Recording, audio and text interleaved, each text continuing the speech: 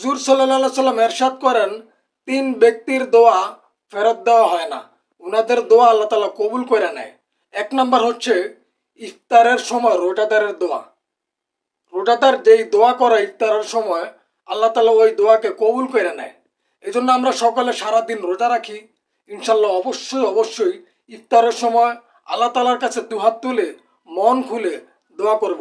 আমাদের তো মন খুলে চাওয়ার মতো পাওয়ার মতো কেউ নাই, একমাত্র আল্লাহ তালা ছাড়া। তো আমরা আল্লাহ তালার কাছে ইফতারের সময় মন খুলে প্রাণ খুলে দোয়া করব।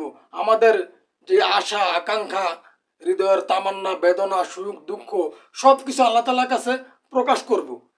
দুই নম্বর হচ্ছে ন্যায় বিচারক বাদশাহ। ন্যায় বিচারক বাদশাহ বলতে শুধু এলাকার দেশের প্রেসিডেন্ট নয়, কোনো এমপি নয়, মেম্বার নয়, চেয়ারম্যান নয়, শুধু ওনারাই নয়, আপনার অধীনে অনেকে কাজ করে আপনার ফ্যাক্টরিতে। তো আপনার অধীনে যারা কাজ করে ওনাদের প্রতি আপনি ইনসাফ কায়েম করলেন কিনা, ন্যায় বিচার করেন কিনা।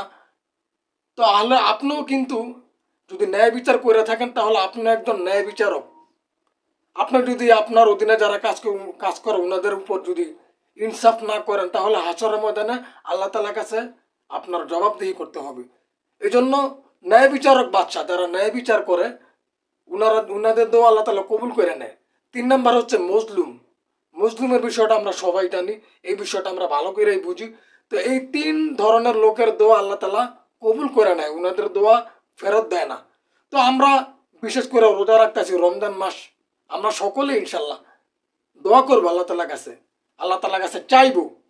আর আমাদের অধীনে যারা কাজ করে অনেকে দেখা যায় বাবা মা আছে, সব সন্তানদেরকে একরকম ভাবে দেখে না, সব সন্তানদেরকে ইনসাফের নিয়ত নজরে দেখে না।